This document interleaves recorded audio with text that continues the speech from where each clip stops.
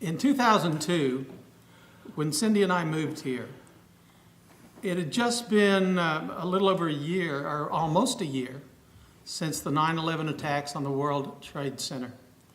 There was a great deal of uncertainty in the world, and especially in the United States, all kinds of concerns. Even in quaint boroughs in the southeast and in Appalachia, much like Gainesboro. We moved here, nudged by God, listening the second time, and have enjoyed being here. We appreciate the community because you have received us as if we were from this area and our families were from this area, even though they were not. You've allowed me to serve in a public capacity, and I appreciate that so much, and I appreciate the confidence you showed in us.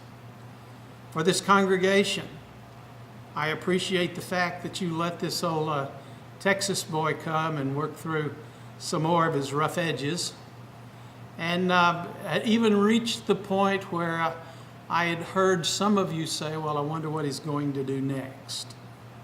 And yet you still smiled and you still loved us.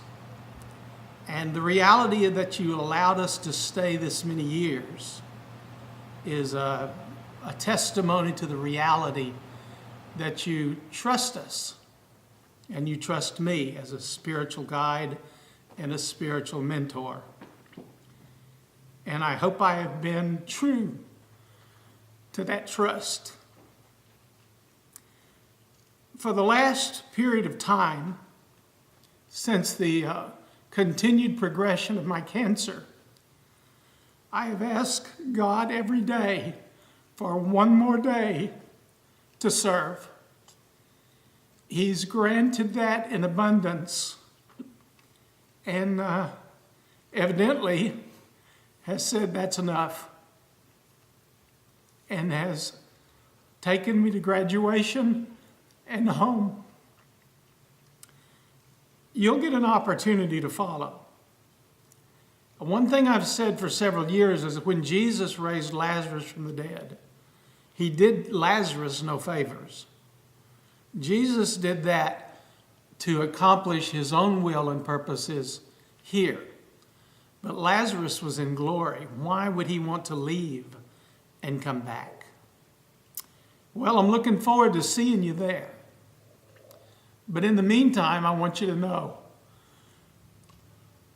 we have lived a blessed life,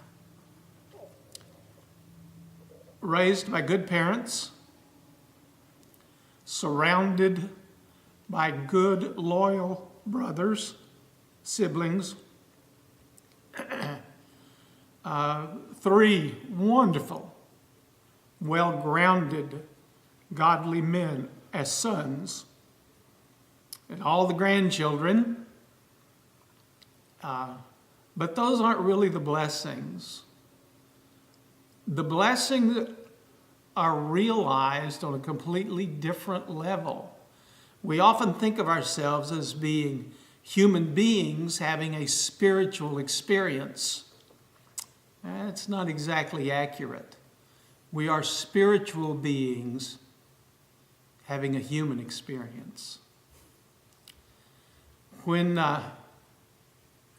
as a younger man, and even up through the last several years, I've struggled with things that where God wanted me to be different, and he helped me do that.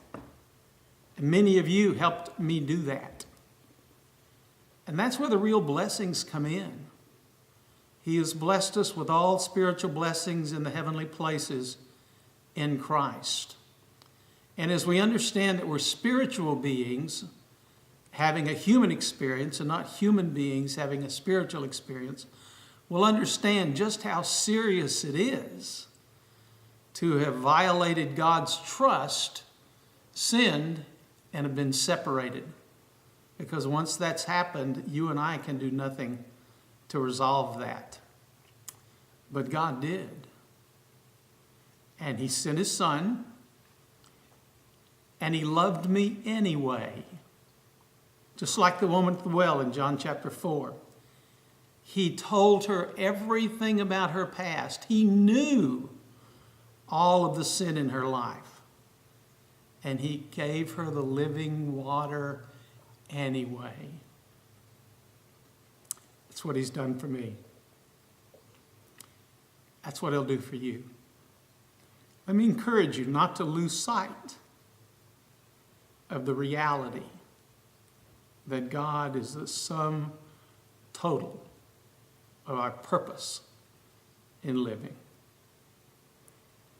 I want you to enjoy today, celebrate graduation, and I look forward to seeing you in eternity.